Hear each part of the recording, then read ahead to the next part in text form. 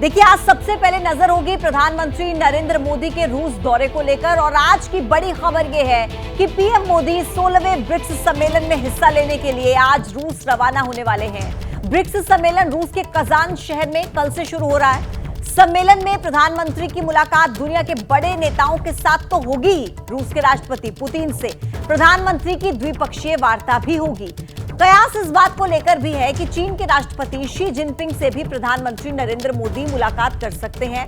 और इसी साल देखिए, ब्रिक्स शिखर सम्मेलन का विषय न्यायपूर्ण वैश्विक विकास एवं सुरक्षा के लिए बहुपक्षवाद को मजबूत करना है।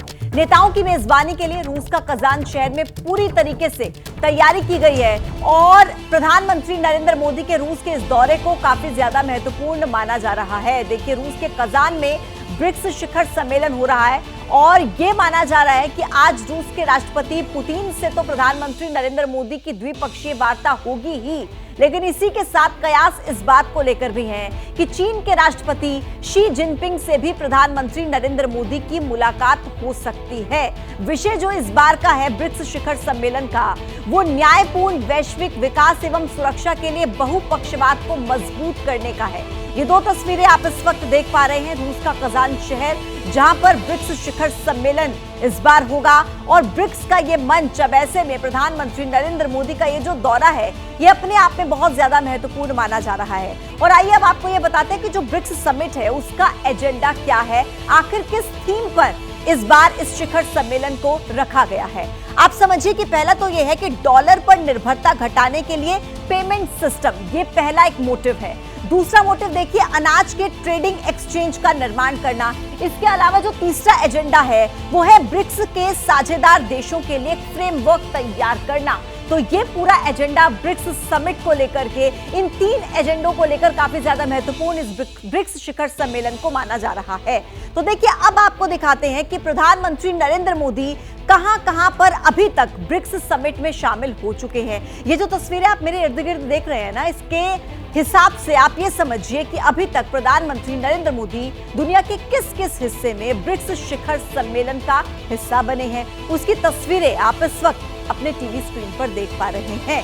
इसके अलावा अब आगे बढ़ते हुए, दुनिया भर में ब्रिक्स का दम, यानी कि आबादी कितनी है और किस तरीके से योगदान है, वो आप समझेंगे। 45% आबादी और अर्थव्यवस्था में योगदान है 26% का। व्यापार में अगर भागीदारी आप समझेंगे तो 40% की है। इसके अलावा तेल उत्पादन और निर्यात में अगर आप समझेंगे तो 40% का ये योगदान दुनिया भर में ब्रिक्स का ये रहता है। और ऐसे में अपने आप में ये ब्रिक्स शिखर सम्मेलन बहुत वेटेज रखता है, वजन रखता है, बहुत महत्वपूर्ण हो जाता है। प्रधानमंत्री नरेंद्र मोदी ब्रिक्स शिखर सम्मेलन में शामिल होंगे।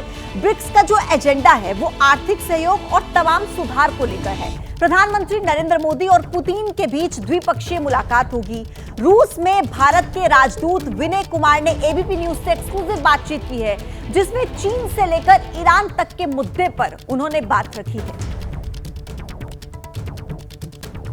प्रधानमंत्री नरेंद्र मोदी 22 से 23 अक्टूबर तक रूस के दौरे पर रहेंगे। ब्रिक्स शिखर सम्मेलन में पीएम मोदी हिस्सा लेंगे और इस दौरान कई द्विपक्षीय बड़ी मुलाकातें प्रधानमंत्री नरेंद्र मोदी की होनी है। क्या पूरा कार्यक्रम है, भारत का एजेंडा क्या है, इस पर बातचीत करने के लिए हमारे साथ विनय कुमार जी मौजूद हैं, जो कि रूस में भारत के राजदूत हैं। विनय कुमार जी, एबीपी न्यूज पर आपका बहुत स्वागत है। सबसे पहला सवाल यही कि ब्रिक्स शिखर सम्मेलन जो कजान में आयोजित हो रहा है, इसका एजेंडा क्या रहने वाला है, अगर हम भारत के पॉइंट ऑफ व्यू से बातचीत करें?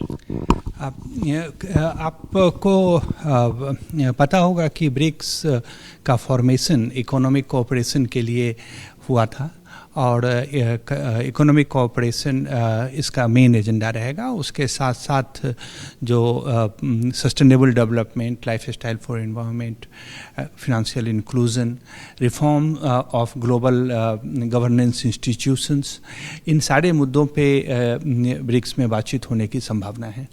विनय जी, क्योंकि पीएम मोदी की कई द्विपक्षीय मुलाकातें होनी हैं, जो खबरें आ रही हैं रूस के राष्ट्रपति के साथ उनकी द्विपक्षीय मुलाकात होगी, ईरान के साथ भी संभावना जताई जा रही है, कुछ मीडिया रिपोर्ट्स में चीन के साथ भी द्विपक्षीय मुलाकात की चर्चा, हालांकि कोई आधिकारिक कंफर्मेशन नहीं है।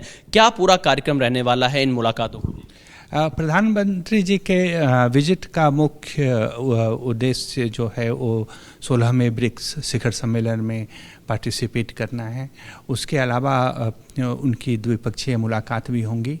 इस समय में प्रेसिडेंट पुतिन के साथ उनकी मुलाकात निश्चित हो चुकी है और बाकी पे कुछ काम चल रहा है जो जैसे ही उस पे निर्णय होता है आपको बताया जाएगा। ईरान और चीन के साथ भी द्विपक्षीय मुलाकात संभावित है। इस समय में मैं बाकी द्विपक्षीय मुलाकातों के बारे में कुछ कहने की अवस्था में नहीं हूँ। विनय जी, क्योंकि रूस के राष्ट्रपति से प्रधानमंत्री नरेंद्र मोदी जुलाई के बाद अब अक्टूबर में एक बार फिर से उनकी मुलाकात होगी और इसी बीच पीएम मोदी यूक्रेन भी गए थे, जेलेंस्की से भी उनकी मुलाकात हुई थी। जो शांति का फॉर्मूला भारत लगातार दे रहा है रूस यूक्रेन युद्ध को लेकर, क्या उस शांति फॉर्मूले पर, उस शांति समझौते पर बातचीत संभव?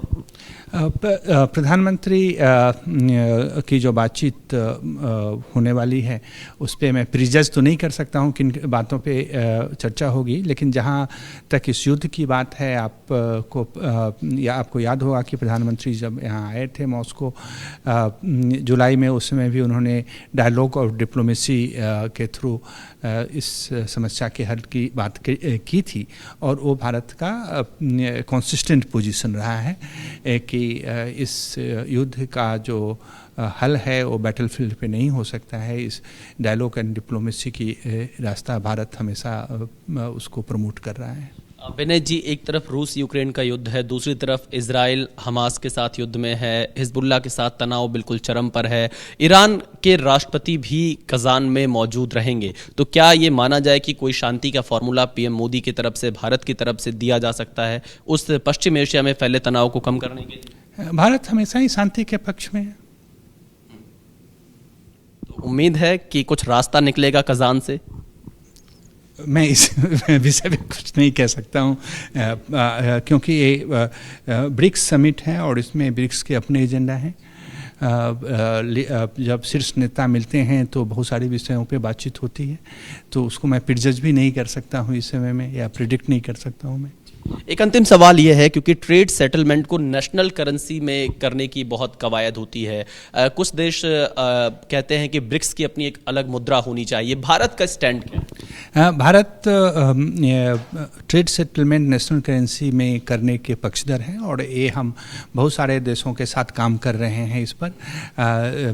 रूस के साथ भी समझौता इस पे है और जो डेजिग्नेटेड बैंक्स हैं जिनको ये अधिकार दिया गया है कि दोनों देशों के बीच में ट्रेड सेटलमेंट नेशनल करेंसीज में किया जाए, तो भारत इसका पक्षधर है कि नेशनल करेंसी को प्रमोट किया जाए ट्रेड सेटलमेंट में। तो ये आप सुन रहे थे विनय कुमार को, जो रूस में भारत के राजदूत हैं। उन्होंने बताया कि इस ब्रिक्स शिखर सम्मेलन का एजेंडा क्या है और कितना महत्वपूर्ण ये देशों के लिए हो सकता है। अब आगे बढ़ते हुए देखिए, ब्रिक्स प्लस देशों के साथ व्यापार, कितना योगदान है, कितना आयात, कितना निर्यात, ये सब आपको ग्राफिक्स के जरिए बता रहे हैं। देखिए, भारत का जो निर्यात है यानी कि जो एक्सपोर्ट है वो 7,29,000 करोड़ रुपए का यानी कि 20% का। भारत का जो आयात है यानी कि जो इंपोर्ट है वो 21,61,000 करोड़ रुपए का है, जो कि अगर परसेंटेज में आप समझेंगे तो 38% है। कुल व्यापार आप देख लीजिए 28,90,000 करोड़ रुपए का है, यानी कि अगर आप परसेंटेज में इसको समझेंगे तो ये 31% का कुल व्यापार है। तो ब्रिक्स प्लस देशों के साथ ये जो व्यापार है, वाणिज्य मंत्रालय 2023-24 के डेटा के हिसाब से हमने आपको बताया। अब देखिए, रूस के कजान में आज से ब्रिक्स शिखर सम्मेलन शुरू हो रहा है। प्रधानमंत्री नरेंद्र मोदी और चीन के राष्ट्रपति शी जिनपिंग इस सम्मेलन में शामिल होंगे। हालांकि ये अभी साफ नहीं है कि सम्मेलन से अलग दोनों नेताओं की मुलाकात होगी या नहीं होगी। चीन के जो विदेश मंत्री हैं, देखिए, उनके साथ बातचीत होगी या नहीं होगी, ये सब अभी सवालिया निशान के घेरे में है। लेकिन हाँ, ये जो ब्रिक्स शिखर सम्मेलन है इसमें चीन के राष्ट्रपति शामिल होने वाले हैं। चीन के विदेश मंत्रालय के मुलाकात पर सवाल जो है वो हालांकि अभी टाल दिया गया है, यानी कि एक सवाल अभी बना हुआ है कि ये मुलाकात इस ब्रिक्स शिखर सम्मेलन से इतर दोनों के बीच क्या होगी या नहीं होगी, यानी कि सस्पेंस अभी बना हुआ है। चीन के विदेश मंत्रालय के मुलाकात पर सवाल को टाल दिया गया और ब्रिक्स शिखर सम्मेलन में प्रधानमंत्री नरेंद्र मोदी शामिल होने वाले हैं। साथ ही चीन के राष्ट्रपति शी जिनपिंग भी इस ब्रिक्स शिखर सम्मेलन का हिस्सा होंगे। एक सवाल था कि क्या दोनों नेताओं के बीच द्विपक्षीय वार्ता होगी या नहीं होगी। अभी इस पर सस्पेंस लगातार बना हुआ है।